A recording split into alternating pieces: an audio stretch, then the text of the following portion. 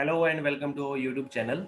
और टुडे आज की वीडियो के अंदर हम बात करने वाले हैं इलेक्ट्रोस्टैटिक्स पार्ट 2 की। इससे पहले हमारा पार्ट 1 आ चुका है और पार्ट 1 के अंदर हमने डिस्कस किया था चार्ज क्या होता है और चार्ज की कुछ प्रॉपर्टीज़ के बारे में चर्चा की थी। और आज हम बात करने जा रहे हैं इलेक्ट्रोस्टैटिक पार्ट 2 की। तो इसका देखिए, सबसे पहले बात आती है मेथड ऑफ चार्जिंग कि किस किस तरीके से चार्ज बनाया जा सकता है। इसके ऊपर बहुत रेयर केस में ही पूछा जाता है आपसे नेवी एयरफोर्स में, लेकिन बस आपको याद रखना है कि चार्ज जो है वो 3 तरीके से बनाया जा सकता है। कौन कौन सा? फ्रिक्शन, दूसरा कौन सा होता है कंडक्शन, और तीसरा कौन सा होता है इंडक्शन। फ्रिक्शन मतलब घर्षण विधि द्वारा, कंडक्शन मतलब चालन विधि द्वारा, और इंडक्शन मतलब प्रेरण विधि द्वारा। फ्रिक्शन में क्या होता है, दो बॉडी को रब किया जाता है, मतलब रगड़ा जाता है, और रगड़ने पर क्या बनता है? आवेश बनता है। ठीक है। कंडक्शन में क्या होता है, कंडक्शन के अंदर दो चीजों को टच कराया जाता है और विभवांतर के कारण, पोटेंशियल डिफरेंस के कारण, पोटेंशियल डिफरेंस के कारण, या आप ये कह सकते हैं कि विभवांतर के कारण जो चार्ज होता है वो क्या होता है? प्रवाहित होता है एक बॉडी से दूसरी बॉडी में। प्रेरण क्या होता है? इसमें बॉडी को टच नहीं करवाया जाता। ठीक है, इस तरह किया जाता है। इंडक्शन के कारण, इंडक्शन के कारण दो सेम चार्ज, मतलब दोनों पॉजिटिव पॉजिटिव हों, दो सेम चार्ज या दोनों नेगेटिव नेगेटिव हों, कैन अट्रैक्ट ईच अदर, एक दूसरे को अट्रैक्ट मतलब आकर्षित कर सकते हैं। ध्यान रखिएगा इस बात को। कभी आपसे पूछे कि क्या दो समान चार्ज एक दूसरे को आकर्षित करते हैं, तो आंसर कर सकते हैं इवन दो कि प्रेरण के कारण या इंडक्शन के कारण एक चार्ज, एक आवेश अनावेशित बॉडी को भी, न्यूट्रल बॉडी को भी आकर्षित कर सकता है।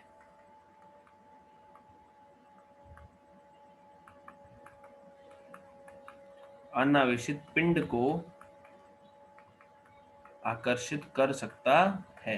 तो इस बात का आप ध्यान रखिए, आकर्षित कर सकता है। ठीक है। तो ये होते हैं हमारा पहला पेज आज का। दूसरी पॉइंट आता है, दूसरा क्या आता है देखिए हमारा। तो दूसरा आता है, इसके अंदर हमारे स्टार्ट होता है यहाँ से मेन चैप्टर, जिसका नाम होता है कुलाम्स लॉ, बोले तो कुलाम का नियम।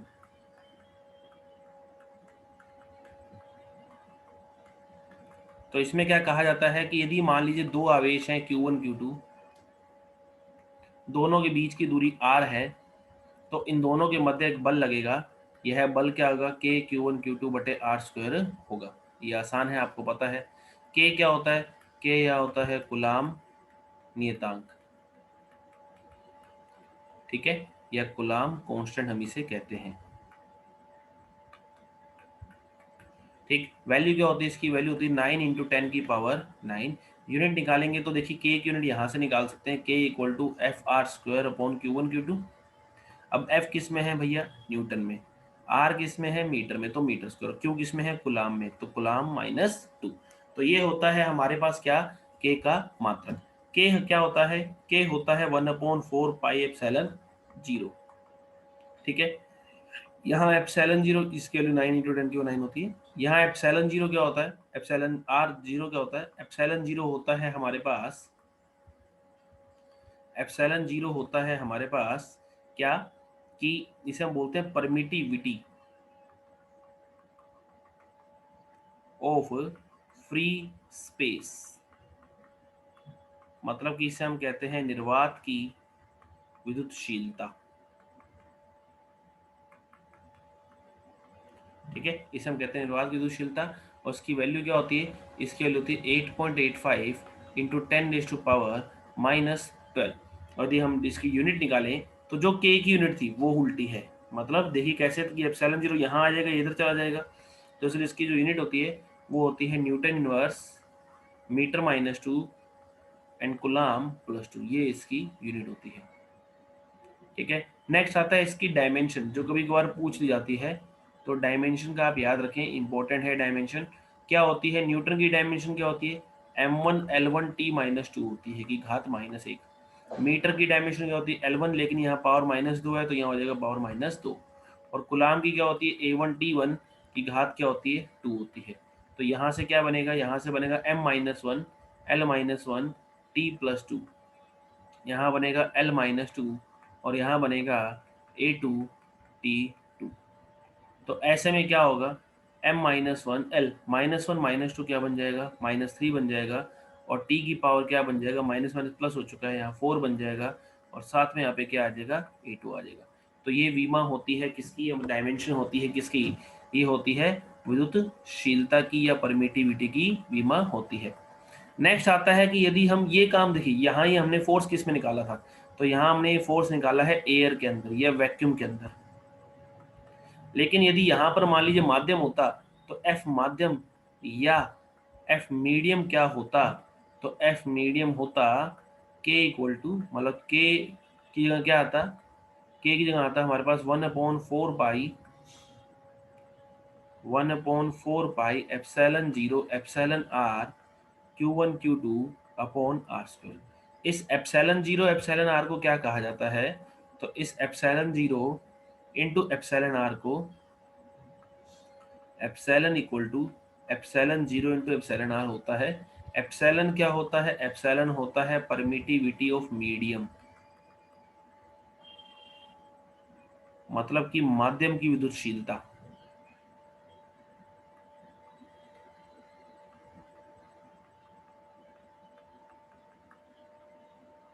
और एप्सिलॉन आर क्या होता है, तो एप्सिलॉन आर होता है परमिटिविटी ऑफ रिलेटिव परमिटिविटी, जिसको हम आगे चल के चर्चा करेंगे। तो आप इतना याद रखिए कि एप्सिलॉन आर ये है, एप्सिलॉन ही होता है। एप्सिलॉन आर यहाँ क्या होता है, एप्सिलॉन आर यहाँ होता है रिलेटिव परमिटिविटी, जिसे हम कहते हैं आपेक्षिक विद्युतशीलता।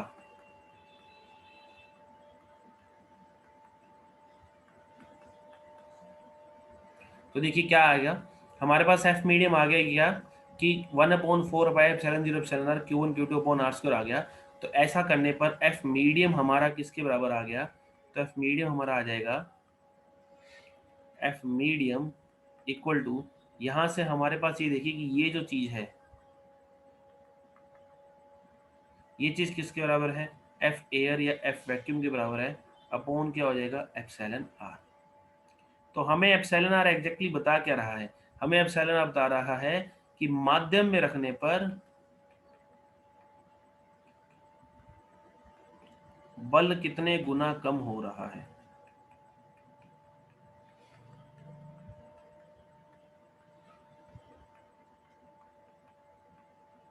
इसका मतलब by what factor force decrease. क्या मतलब है, इसको हम और भी समझते हैं। जैसे आपको बताऊं कि एप्सिलॉन आर जो है वो, हम इसको हम आगे जाके के भी बोलेंगे। के मतलब होगा डाइलेक्ट्रिक कांस्टेंट, आने वाले चैप्टर्स के हम अंदर हम इसे क्या बोलेंगे, डाइलेक्ट्रिक कांस्टेंट, या हम क्या बोलेंगे, या हम इसे परावैद्युतांक कहेंगे। ठीक है, तो यहाँ के क्या होता है, के या एप्सिलॉन आर, जैसे यदि हम बात करें वैक्यूम के लिए, तो वैक्यूम में कितना होता है, एक होता है। ये निर्वात के लिए ये कितना होता है, एक होता है। यदि हम बात करें एयर के लिए, सॉरी ये नहीं, वाटर के लिए, तो वाटर के लिए कितना होता है, 81 या अराउंड आप 80 मान सकते हैं। तो ये किसके लिए होता है, वाटर के लिए होता है। याद नहीं, आप जरूरत नहीं है, आपको दिया हुआ मिलेगा के एप्सिलॉन आर, ये जरूर याद रखिए, कई बार पूछा जाता है। चालक के लिए कितना होता है, ठीक है, फॉर कंडक्टर के कितना होता है, तो कंडक्टर के लिए जो के या डाइलेक्ट्रिक कांस्टेंट या पराविद्युतांक कितना होता है, अनंत होता है। इस चीज को आप खास करके याद रखिए। ये है हमारा आज का पेज नंबर 5। इसके आपको सभी जो स्क्रीनशॉट है लेक्चर के, आपको टेलीग्राम चैनल पे मिल जाएंगे। टेलीग्राम चैनल है अरोड़ा सर फिजिक्स के नाम से, जेई नीट के लिए, sorry JEE NEET and air force के लिए अलग बना हुआ है, तो आपको मिल जाएगा। तो खैर ये था हमारा एफ मीडियम, जो कि क्या था, epsilon R upon, sorry F air upon epsilon R के बराबर था। तो यदि आपसे मैं यहाँ से पूछूं कि, जैसे मैं आपको एग्जांपल दूं कि, क्वेश्चन लिखते हैं कि बोला गया कि एफ एयर हवा के अंदर कितना है, हवा के अंदर है फोर्स 800 न्यूटन, तो बताइए वाटर के अंदर कितना होगा। तो देखिए अब वाटर के अंदर यदि हमें फोर्स निकालना है, तो वाटर के अंदर फोर्स क्या लिखा जाएगा, F air upon epsilon R. ये तो था, पढ़ा था हमने, F air upon epsilon R, ये देखिए यहाँ पर, है ना, F air upon epsilon R. तो यहाँ से एफ वोटर कितना आएगा, तो एफ वोटर आएगा, एफ एयर कितना होता है 800, एप्सिलॉन आर कितना दिया गया है, एप्सिलॉन आर होता है 80, तो कितना आ गया 10 न्यूटन। ये क्वेश्चन आसान था, लेकिन आप एक बात ध्यान दीजिए कि यहाँ एप्सिलॉन आर ने हमें क्या बताया, एप्सिलॉन आर ने हमें बताया कि फोर्स कितने गुना कम हो गया है, फोर्स कितने गुना कम हो गया है। तो ये चीजें हैं जो आपको बात ध्यान ध्यान रखनी है। तो इसका मतलब एप्सिलॉन आर की डेफिनेशन क्या होगी, तो एप्सिलॉन आर की दो डेफिनेशन बनती है, देखिए क्या क्या। एक तो बनेगी यहाँ से, किस फॉर्मूले से, इस फॉर्मूले से बनेगी, जो कि किसको थी, यहाँ से। तो एप्सिलॉन आर यहाँ से कितना आएगा, यहाँ से एप्सिलॉन आर आएगा हमारे पास एप्सिलॉन अपॉन एप्सिलॉन जीरो, मतलब क्या, मतलब होगा permittivity of medium upon permittivity of free space, या आप इसे ऐसे भी कह सकते हैं, माध्यम की विद्युतशीलता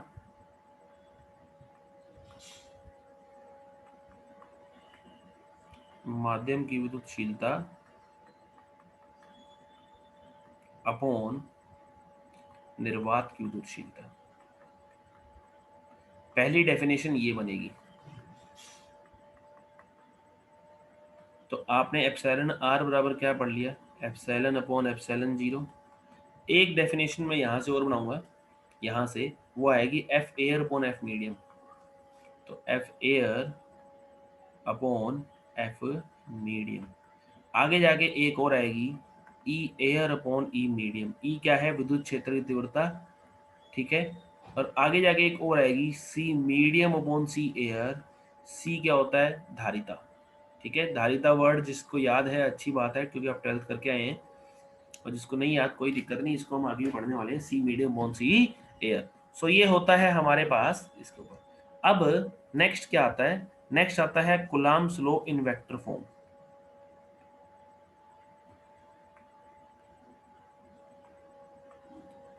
Coulomb's law in vector form, सदिश रूप में कूलम्ब का नियम। बहुत रेयर केस में पूछे जाने वाला ये टॉपिक है, बस आपको फॉर्मूला याद रहना चाहिए। कभी कभार इसका ग्रेविटेशन के अंदर जरूर पूछा जाता है, तो यही मैं साथ साथ आपको ग्रेविटेशन का भी लिख के बताऊंगा यहाँ पर। देखिए क्या कि एफ का फॉर्मूला क्या पढ़ा था हमने, एफ का फॉर्मूला हमने पढ़ा था के क्यू वन क्यू टू बटे आर स्क्वायर। एफ का फॉर्मूला हमने क्या पढ़ा था, के क्यू वन क्यू टू बटे आर स्क्वायर। यदि हमें किसी चीज को सदिश बनाना है, तो सदिश बनाने के लिए हमें क्या करना पड़ता है, उसे इकाई सदिश से गुना करना पड़ता है। तो इकाई सदिश से गुना करने पर K Q one Q two बटे R square into R cap इकाई सदिश। इकाई सदिश क्या होता है, सदिश बटे उसका परिमाण। तो इसी तरह से एफ वेक्टर क्या बन जाएगा, K Q one Q two बटा R cube into R vector. ये आप याद रखिए, फॉर्मूला डायरेक्ट पूछा जाता है, न्यूमेरिकल कोई भी इसके ऊपर नहीं मिलता आपको। इसी चीज को यदि मैं ग्रेविटेशन में ले चलूं, तो ग्रेविटेशन के अंदर ये फॉर्मूला क्या बन जाएगा, G M one M two बटे R cube into R vector. Same formula numerical जो है उसके अंदर ही बन जाता है ग्रेविटेशन के अंदर। तो आप इन दोनों फॉर्मूलोज को याद रखिए, these are the important formula. और ये वाला तो एक बार पूछा भी जा चुका है, ठीक है। तो ये था हमारा कूलम्ब्स लॉ के ऊपर अभी तक हमारी की स्टडी थी। अब हम एक एक करके न्यूमेरिकल की वैरायटी करते हैं, किस किस तरीके के न्यूमेरिकल पूछे जाते हैं।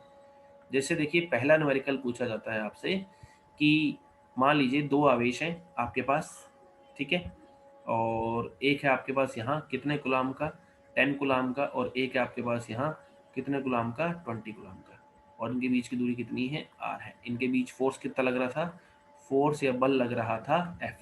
इन्हें क्या किया गया, आपस में टच करवाया गया। नाउ दोनों आइडेंटिकल हैं, ध्यान रखिए दोनों की रेडियस क्या है, बराबर है। Now they both are touched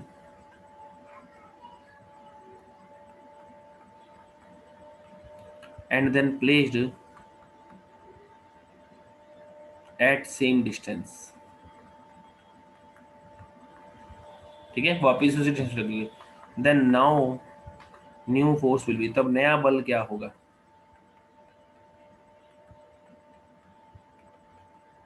दो बॉडी हैं, उन्हें आपस में टच करवाया गया और टच करवा के वापिस से उसे उसी दूरी पर रख दिया गया। ओके, वापिस उसे उसी दूरी पर रख दिया गया। तो बोला गया कि नया फोर्स क्या होगा ये आपको बताना है। ठीक है, तो देखिए क्या करना होगा इसके अंदर कि शुरू के अंदर फोर्स कितना था, तो शुरू के अंदर था के 10 इंटू 20 बटे आर स्क्वायर, इक्वेशन नंबर 1, इसको हमने एफ कहा था। जब हमने इसको टच करवा दिया, जब हमने इसको टच करवा दी, तो टच कराने के बाद क्या होगा, टच करने के बाद नया फोर्स आएगा 10 प्लस 20 बटे 2। प्रीवियस वीडियो आप देख सकते हैं, मैंने आपको बताया था कि जब दो बॉडीज को टच कराया जाता है तो नया चार्ज होता है Q1 plus Q2 divide by 2 होता है, तो ये आ जाएगा कितना, 15। तो ऐसे में जो नया फोर्स बनेगा, माना F1 बना, तो कितना हो जाएगा K इंटू 15 बटे आर स्क्वायर, इक्वेशन नंबर 2। तो ऐसे में यदि मैं दोनों का डिवाइड कर दूं, इक्वेशन 1/2 कर दूं, तो इक्वेशन 1 क्या है, F, और इक्वेशन 2 क्या है, F1 equal to K 10 into 20 बटे आर स्क्वायर अपॉन, दूसरी इक्वेशन क्या है, K इंटू 15 अपॉन R square, so K into, ठीक है, तो ऐसे में K से K कट जाएगा, R से R स्क्वायर कट जाएगा। ठीक है, तो ऐसे में क्या होगा हमारे पास, तो F1 हमारे पास निकल कर आएगा, so F1 will be equal to F into 15 into 15 upon 10 into 20। तो ऐसे में क्या होगा, 5 से 3 बढ़ जाएगा, 5 से 4 बढ़ जाएगा, 5 से 3 बढ़ जाएगा, 5 से 2 बढ़ जाएगा, तो F1 कितना आ जाएगा, 9/8 इंटू एफ। ये आ गया हमारे पास नया। फिर से आपको समझाता हूँ कि हमने करना क्या है, कॉन्सेप्ट क्या, कॉन्सेप्ट इतना सा है कि इन दोनों जब हम टच कराएंगे तो नया चार्ज ये होगा, ये कॉन्सेप्ट है, और उसका 2 बार हमें फोर्स का फॉर्मूला लगाना है, देन हमारे पास फाइनल आंसर आ जाएगा। तो ये हो गया हमारे पास क्या, दो जो आवेश है उनको टच करेंगे उनके ऊपर नया लगने वाला बल। दूसरा क्वेश्चन हम करते हैं, दूसरी वैरायटी क्या आती है, देखिए क्वेश्चन की दूसरी वैरायटी आती है कि यदि एक ये बॉडी है, इसके ऊपर चार्ज कितना है, क्यू है, और इसके ऊपर भी कितना है, क्यू है, और इसके बीच की दूरी कितनी है, आर है, और इनके बीच का फोर्स कितना है, बल कितना है, एफ लग रहा है। यदि हमने क्या करा, 25% आवेश, 25% चार्ज यहां से उठा के यहां पे रख दिया, ठीक है, यहां से उठा के यहां रख दिया, कह रहा है देन तब नया बल क्या होगा, देन न्यू फोर्स हमसे पूछा गया है। तो देखिए हमें इसको कैसे करना है, तो आइए आंसर की बात करते हैं। तो देखिए हमारे पास बल का सूत्र क्या था पहली स्थिति के अंदर, तो वो था के क्यू इंटू क्यू बटे आर स्क्वायर, समीकरण नंबर 1। अब दूसरी समीकरण क्या होगी, देखिए, तो दूसरी समीकरण होगी इसके अंदर कि हमने 25% चार्ज यहाँ से निकाल लिया, तो जब 25% निकाला हमने, तो इस पे कितना बचा, तो ये बचा Q माइनस क्यू का 25%। लेकिन हम इतना लंबा क्यों जाएं, 25% मतलब क्या होता है, 1/4, तो Q में से Q/4 चला जाएगा, तो बचेगा कितना, 3/4 Q, और इसके ऊपर 25% आ जाएगा, इसके ऊपर 25% आ जाएगा, तो Q प्लस Q का 25%, तो ये क्या हो जाएगा, 5/4 Q। ठीक है, यदि ये समझ ना आए तो मैं दूसरा तरीका आपको बताऊंगा। तो F2 बराबर जो दूसरा फोर्स होगा कितना होगा, K इंटू 3Q/4, देखिए पहले ये था 3Q/4, दूसरा कितना हो गया 5Q/4 अपॉन आर स्क्वायर। सो F2 बराबर K into Q upon R square, 3 into 5 15 और 4 इंटू 4 16। तो ऐसे में ये आ गई समीकरण नंबर 2। तो इक्वेशन 1/2 कर दें यदि हम, समीकरण 1/2 कर दें, 1/2 यदि हम कर दें, तो ऐसा करने पर हमारे पास क्या बचेगी समीकरण, देखिए, तो F/F2 इक्वल टू F/F2, यहाँ है K Q square upon R square, और यहाँ भी K Q square upon square cut जाएगा, तो ऐसे में क्या बचेगा 1/15, और 16 ऊपर चला जाएगा तो 16/15 आ जाएगा। और ऐसे में हमें यदि F2 निकालना हो, तो F2 हमारे पास क्या आ जाएगा, सो ऐसे में F2 हमारे पास आ जाएगा 16 × F/15, ये आ जाएगा हमारे पास F2। आपको लगता है नहीं यार इससे मजा नहीं आया, हम कोई और तरीका करना चाहते हैं, तो दूसरा तरीका क्या है, ऐसे सिर्फ ऐसे क्वेश्चन के लिए चलेगा। ऐसे में आप क्या करिए, दोनों फोर्सेस को शुरू में 100 मान लो, दोनों को 100 मान लो, चार्ज को चाहे कुछ भी दे रखा हो, ठीक है, यदि दोनों बराबर हैं तो दोनों को 100 मान लीजिए। ऐसा क्यों, ऐसा क्या होगा, 100 मानने से ये होगा, देखिए कि F बराबर के 100 गुना 100 बटे आर स्क्वायर, पहले ही हो गया। अब हमें पता है कि 100 में एक नंबर का 1% होता है, एक नंबर का 1% होता है। तो ऐसे में जब पहले वाले से हमने 25% चार्ज हटाया तो क्या बचेगा 75, और दूसरे में 25% जोड़ दिया तो क्या बच जाएगा 125 बटे क्या कर लीजिए आर स्क्वायर कर लीजिए। ये हो जाएगी हमारे पास इक्वेशन नंबर 2। तो अब ऐसे में करना हमारे लिए क्या हो जाएगा, आसान हो जाएगा। तो इक्वेशन 2/1 करेंगे जब आप ऐसे में, तो क्या आएगा F2/F इक्वल टू के भी कट जाएगा, आर स्क्वायर भी कट जाएगा, तो ये बच जाएगा 75/125 अपॉन 100 इंटू 100, जिसमें ये क्या हो जाएगा, ये 25 से कट जाएगा 3 बार, ये कट जाएगा 4 बार, ये कट जाएगा 5 बार, ये कटेगा 4 बार, तो आंसर आएगा 15/16। तो ऐसे में F2 हमारे पास क्या आ जाएगा, F2 आ जाएगा 15 into F, 15 into F upon 16। तो ये और ये दोनों क्या आएंगे, सेम आ जाएंगे हमारे पास। कहीं हमने या तो कुछ कैलकुलेशन मिस्टेक करी है जिसके अंदर ऐसा हमारे आया है, सॉरी यहाँ हमने करी है। तो यहाँ हमारे पास क्या आ जाएगा 15 इंटू एफ अपॉन 16, ये हमारे पास आ जाएगा। तो आप देखिए दोनों में से आपको जो आसान पड़े वो आप यूज कर सकते हैं। So this is the page number 12 of today lecture. Next हमारे पास एक क्वेश्चन और आता है, क्या देखिए, कह रहा है कि दो चार्जेज हैं, ओके, और यहाँ भी चार्ज क्यू है और यहाँ भी चार्ज क्यू है, और इनके बीच की दूरी क्या है, आर है, ठीक है, और इनके बीच में फोर्स कितना है, एफ। ये कब है, ये वैक्यूम के अंदर है या मीडियम के अंदर है, निर्वात के अंदर आप मान सकते हैं। अब हमने इन्हें क्या करा, हमने इन्हें मीडियम में डाल दिया, हमने इन्हें मीडियम में डाल दिया। जैसे ही हमने इन्हें मीडियम में डाला तो इनके बीच में दूरी तो भी आर थी, तो अभी भी फोर्स एफ है। माध्यम में भी क्या है, फोर्स एफ है, ठीक है। तो कह रहा है क्या, माध्यम का क्या बताइए, जो है माध्यम का आपको मतलब बताना है, आपको माध्यम का वो परावैद्युतांक बताना है।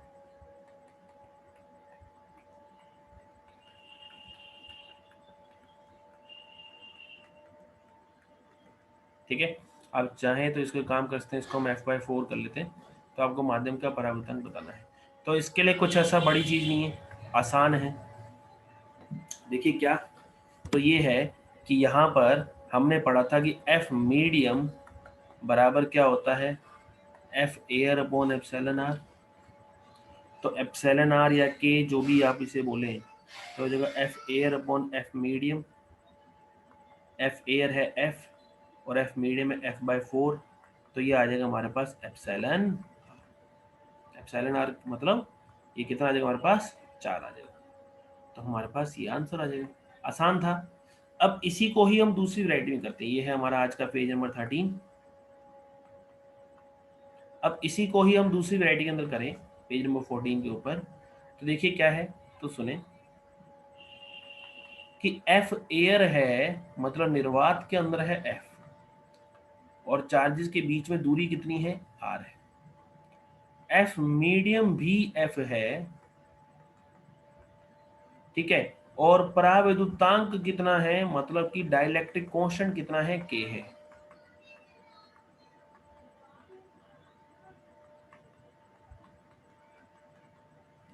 कह रहा है और दूरी R डैश है, नई दूरी होगी, ठीक है।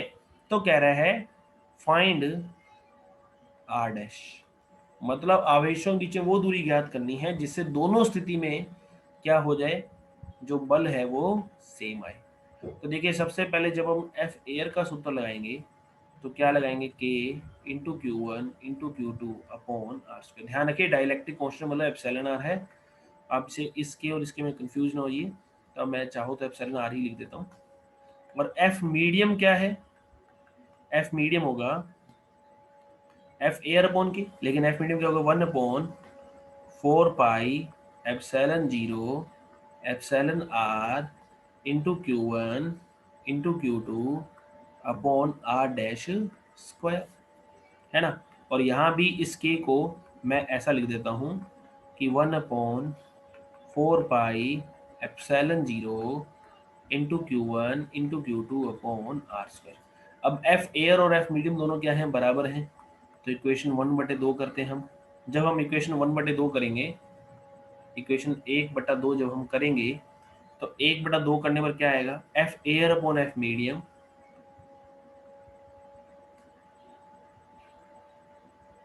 Equal to Q1 Q2 cut जाएगा, 1/4 पाई एप्सिलॉन 0 कट जाएगा सब कुछ।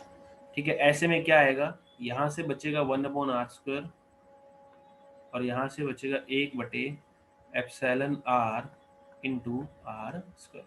अब चूंकि एफ एयर और एफ मीडियम बराबर हैं तो इसलिए ये आ जाएगा 1 बराबर 1/r² अपॉन 1/एप्सिलॉन r इंटू आर स्क्वायर।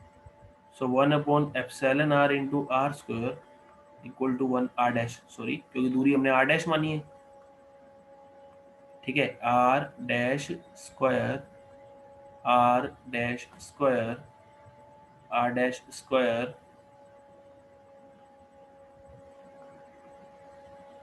और इंटू में आर स्क्वायर। तो ऐसे में ऐसा करने पर हमारे पास r डैश स्क्वायर क्या आएगा, r डैश स्क्वायर आएगा हमारे पास epsilon r into R dash square equal to r। तो r डैश कितना आएगा, r upon under root of epsilon r, ये आ जाएगी हमारे पास नई दूरी। जनरली बुक्स में एक फॉर्मूला कुछ ऐसे दिया होता है, r अपॉन अंडर रूट के, यहाँ के क्या है, के यहाँ है परावैद्युतांक या डाइलेक्ट्रिक कांस्टेंट। ठीक है, चलिए तो ये था हमारा आज का पेज नंबर 15। ठीक, तो ये है हमारे कूलाम्ब्स लॉ के ऊपर न्यूमेरिकल, और हमारा इस करने से, ऐसा करने से कूलाम्ब्स लॉ क्या होता है, पूरा होता है। इसके बाद हम आगे हमारा जो इलेक्ट्रोस्टैटिक्स पार्ट 3 आएगा उसके अंदर क्या आएगा, इलेक्ट्रिक फील्ड लाइंस और इलेक्ट्रिक फील्ड और डाइपोल द्विध्रुव से जुड़ी हुई बातें आएंगी। और उसके बाद इलेक्ट्रिक 4 के अंदर क्या आएगा, हमारा गाउस के नियम, और गाउस के नियम के ऊपर चर्चा आएंगी सारी चीजें। और देन हमारा क्या आएगा, विभव के बारे में चर्चा आएगी। तो इस तरह से हमारा लेक्चर लगभग 6 पार्ट्स के आसपास बटेगा। सो होप आपको ये सारा आज का टॉपिक समझ आएगा, अच्छा लगा पढ़ के। सो चैनल को शेयर कीजिए एंड सब्सक्राइब कीजिए। So thank you, have a nice day, पढ़ते रहिए।